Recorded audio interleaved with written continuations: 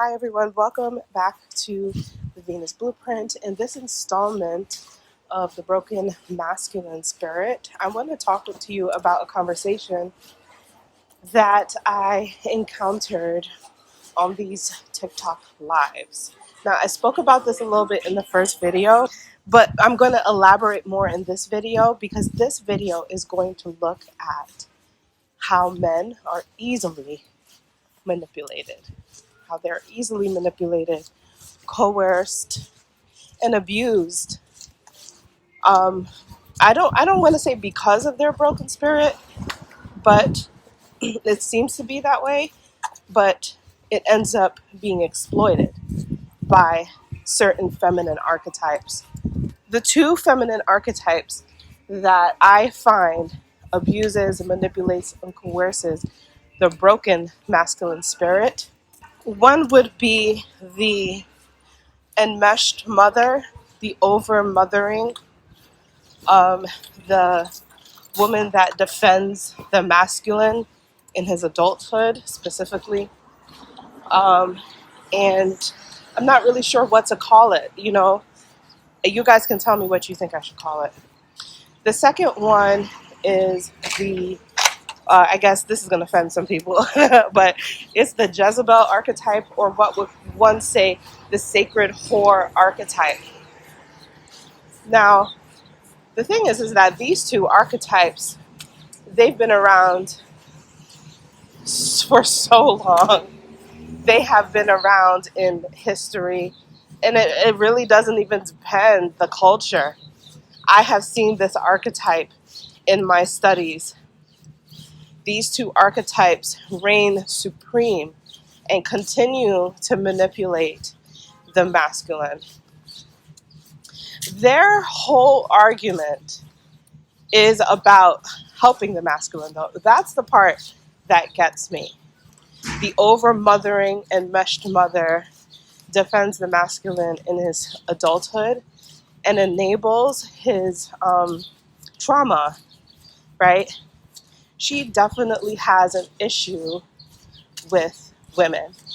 And she uses her issue with women, her angst, her own situation, whatever she has had personally in her life that has made her feel like this violent emotions towards women. She projects that and hides behind this idea of defending the masculine. So she definitely centers the masculine in that way. She protects his emotions. Now her virtues are seemingly very enthralling. Like, they truly can tug at your own heartstrings. Because when you look at young boys and our sons, there is a level of motherhood protecting the masculine that has to happen. But when you have an adult feminine overprotecting an adult masculine, this is a very toxic situation, but it happens rampantly everywhere. So she projects her issues that she doesn't like about women and uses it to defend the adult masculine. Okay, so then the Jezebel, I'm so sorry if this bothers you, I just don't know what else to call it, or the sacred whore archetype, they too have a projection against women, the feminine, right? Their ideas is that the typical woman does not understand the needs of a man. And so she's very appealing to men who are like teenagers in that state. She's very appealing to men who are adults, who could be some incels, some not. Either way, she's very appealing to them because she speaks on their sexual needs. And she seems to have a higher wisdom about what men need sexually. And she projects this against women, against, I guess, what you would call regular women, women who are not in the know. So she would project that against these women. She'll be like, well, you don't understand what satisfies a man. You don't understand the differences between men and women. And this is why I am needed. The archetype of the Jezebel and the sacred horse. She's like, this is why I am needed, because you don't understand it. So she projects also her violent emotions towards women by also centering men and making them her target or prey. So this is a really interesting situation in the modern day, because in the modern day, she hides behind decentering men, but still does the same thing. It's weird and odd, but it's all still the same thing. How do I know? Because the sacred whore Jezebel archetype is still spitting her hate towards the feminine. And that is how I know that she's manipulating the masculine. So both of these archetypes have issues with the feminine experiences that they've had in their life. And unfortunately, what this truly means on a deep esoteric level is that they have their own fragments and compartments within themselves, right? And so they can't fully, be full and whole in their perspective, because they're in a survival mode. The over mothering takes the over nurturing, defending mode. The Jezebel archetype takes the more sexual mode, for a lack of a better way to say it. Now I want to talk to you about why the art of decentering men has changed my life, and it's a big part of what is going on in the modern day. Okay, and why a lot of men who like claim, oh, I don't like these modern women these days. So all of that comes from the new wave of decentering men. And it's one of the most powerful things to have existed. And I truly don't know if it's been recorded in history where we can have a cohabitation of women and men, but the women decenter adult men. I don't know if it's there in history. And I think this is why it's a modern situation, because I do feel like it is a new concept. Now, the idea of decentering men seems to only help women, right? Because women who continue to put men at the center of their life, they struggle with self-identity, with a full life, right? With a full sense of purpose, life, and passion. And they're only, if you keep men at the center of your life, then you only operate in life trying to get a man. Now, this doesn't mean that you shouldn't try to, because companionship is a big part of human experience. But when you center men in your life, what ends up happening is you abandon your own needs, and you compromise yourself to the point of incredibly lethal levels of self-betrayal. So this is in my opinion, an important wave that needs to show up. And it seems to only benefit women, but the truth that I am finding is that it absolutely benefits men as well. And this is what I see. I see that the men who are threatened by the idea of women decentering them are the ones who live a lot of their life off of the validation of women. So they don't have enough of their own identity. They need women to play a part. So these are the men who are like, I need a submissive woman. I need a woman that's going to follow me. Women shouldn't be leaders. These types of men are very, very scared and threatened by the modern idea of decentering them, because their whole identity as a masculine is validated by the part that a woman plays. If you go back to part 1 of the broken male spirit, I talk about how the lack of the unconditional father is what creates this huge empty vessel within these men. And so a lot of these men who have absent fathers, whether mentally, emotionally, or physically, they put extra weight on the mother. And now the mother becomes a doubly validation factor. And then when they get out into the world, right, this is why they need women, either to mother them or to be their sexual muses. They need that validation so badly, because they need women to center them. The movement for decentering men doesn't just help women. It also helps men. It helps them to let go of this anxious attachment to what they believe a woman's role should play in their life, that gives them the validity that they are seeking. And the issue is that no matter what that woman does, and even if you do find one that submits, it will never be enough. Because the truth is that the validation and the attachment to the validation externally, the cord needs to be cut. And until that is cut, even if a woman does what she needs to do, you will still defile her or unappreciate her or not be able to pour into her because of these situations.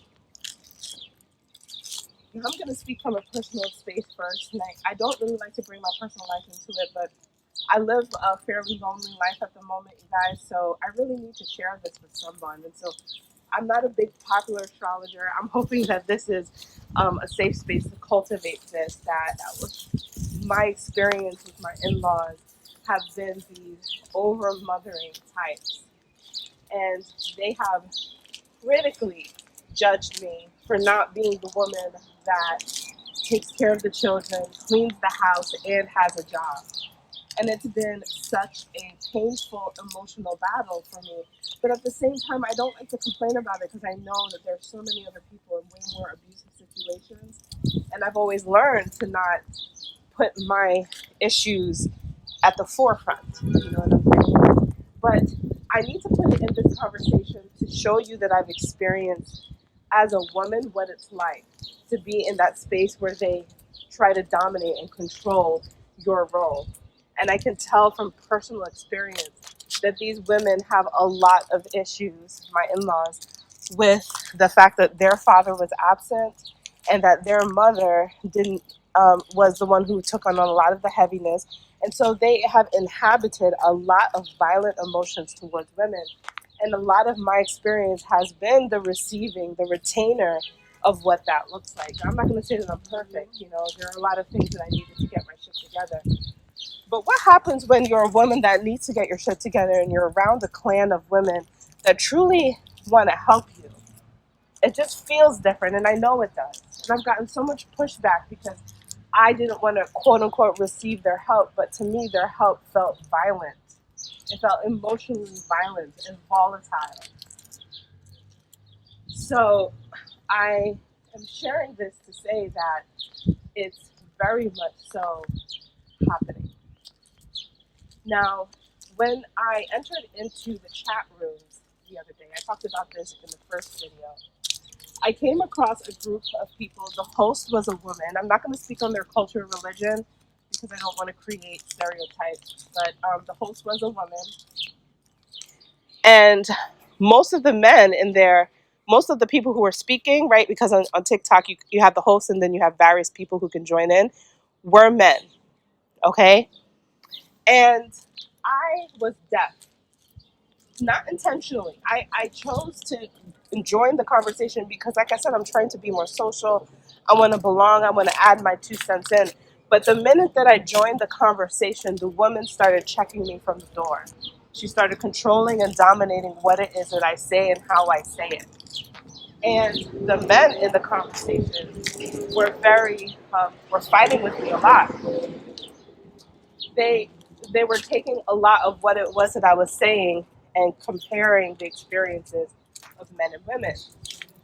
And so I judged this situation pretty quickly to see my deafness, that this is not a place where I can feel belonging to, but I stayed. I stayed in the situation for at least an hour, talking and sitting back for a good 20, 30 minutes of it and just listening to absorb this information so that I could bring it and really start to expand on my ideas. One of the things that struck me the most was that these men were crying out for women to see how much they were manipulated and hurt. Some of these men had experiences where their mothers beat them. They had experiences of women being violent with them and pointing their fingers in their faces. These were the stories that they were sharing with me.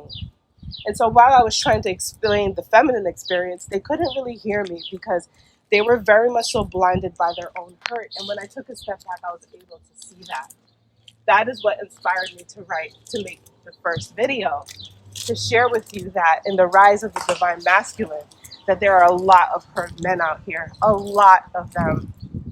And it's always been that the feminine is the victim, but until we can see that the masculine has also been the victim, there really is not a wholeness that we can truly achieve. And I learned this in a state where I was probably seen as the bad guy. I still was able to pick up on this. But the biggest thing that I took from that situation, after really listening and hearing their stories and observing them, and really trying to get what I was missing from their perspective, right? The host refused to let me, the host was a woman, she refused to let me use empathy as a point for men and women to get together. She did not want me to evoke empathy out of these men. But it was weird to me because I was already feeling empathetic towards them and hearing their cries for help. But they really drew a line for me when I started talking about how women are abused. They didn't want me to evoke empathy out of them. And the number one person who did not want me to evoke empathy wasn't the men. It wasn't the men. And that was the part that I was really listening to. And God told me, listen even more. You see, sometimes we enter into places wanting to share our ideas, but this was a situation where my ideas was not ever going to be shared because the core foundation was that this woman was saying empathy is not the answer. She was absolutely vital about that. And because she's the host and it was her platform, I said, okay. And I listened even more. And what I concluded as I left the conversation, I didn't say it to them, but I finally really got it.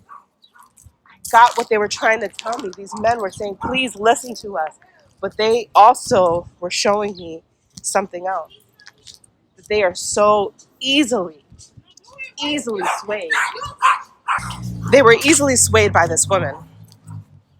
It's actually perfect that this little dog came and started yapping and going crazy as I'm speaking because that's what it was like. It was like these dogs that were like yapping, and I don't say it in a way that I didn't care. I'm saying it in a way that they had no calm assertiveness. If you guys have ever watched a dog whisper, a true dog, in its element is calm, assertive, has direction, tapping into nature. But these men weren't that. And they were being manipulated by this woman. I'm going to say it. They were being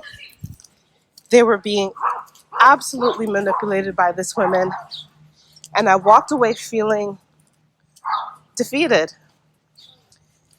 But then I felt God, I felt divine love come into me and tell me that my presence, even though they were fighting the crap out of me, and they didn't want to hear the empathy I was trying to evoke, I heard that my presence did matter, and that maybe somebody was a little intrigued, even if not by my words, by my energy.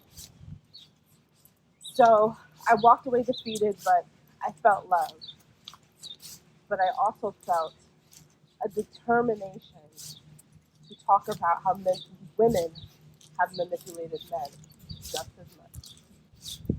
Because this woman was spewing out all kinds of things, and the men were like, you see, this is what we want to hear. This is what's attractive to us. And thank God I've begun my journey in decentering men so that I wouldn't allow them saying, this is what this woman is saying, to be attractive to us, to not make me feel less than. This is why decentering is so powerful, because you can detach when people use manipulative things like that. Because a woman who centers men, and he says, well, this is what's attractive to me, then she forgoes all of her own intuitive stances and just goes along with the flow and self-betrays. That's exactly what would have happened to me if I centered men in this conversation. This woman was telling me that empathy is not necessary in this conversation, and it absolutely was manipulative. And I couldn't believe it because so much in this modern day era, we put men as the main predators. But I discovered that's not always true. That's not also felt. God wanted me to experience in this experience of being completely rejected is that I could see that because my own mentality was kind of seeing that too, you know, with all of the ditty stuff and whatnot. It was starting to lean more back into this place where it's like all these men are predators, but it's not true. And even when we see it from the astrological point of view, you know that it's not true because you can have different placements that allow more predatory behavior, no matter the gender. Another woman came into the conversation, and I really loved what she said. She allowed me to really listen to what they were trying to get me to see, which is that she was defending the men too. She was showing me that the men didn't know who they were. So she started referring to the Bible and telling men that they are the seed. And I was like, wow, that's powerful. I could see that they were being fed by her as well. And while I do feel that the feeding was still manipulative, I feel like this woman was really trying to get me to see that these men need some sort of identity. They have no real true connection to that. But the part that she missed, right, was that she mainly focused on feeding them, which only continued the whole vibration of the manipulation. Because these men need women to uh, emotionally give them what they were missing. And this is how these women manipulate them. This is how these women manipulate them. The woman who was saying men are the seed, she just kept pouring so much identity into them, but she forgot to put in the other counterpart, which is that the feminine is the vessel, the feminine is the container. So she didn't put in her identity. And this is why I listened to her, but I also discerned with my ears that she too was trying to get them on her side. See, we don't need to do that when we are truly working on ourselves. But this energy requires that the women um, feed their lacking ego. And I get it. I do get it. But without a space for these men to have empathy for women, without a space for these men to understand the importance of women, they have a strong trajectory of really hurting women. Whether it is that they successfully get in relationships and are emotionally toxic to their daughters and their wives, or they become incels and just go to the first video ever made on this. This is what happens when they don't get the full picture. And this is what happens when women choose to manipulate men. They don't give them the full picture. They only give them the picture that paints their ego in the best light so that they can get whatever they need to feed off of these men in that way. And that is also how the broken masculine spirit thrives. So I talk a lot in this one about the enmeshed mothering archetype. I'm going to do a second part on the Jezebel sacred whore archetype. I meant to do it in this one, but I just had to really get out this first. So in the next one, I will also talk about fetishes and fantasies and how this also, it's not about eliminating them and annihilating them, but we have to understand them. And you have to understand how they have been used to manipulate men, okay? And then they also are used in which women become victimized too. So we're going to talk about that because the sacred whore and the Jezebel archetype creates a lot of problems for men and women because of her separation from women. Because women aren't her and she is not them. So she creates this distinction. And this is where we have a lot of problems.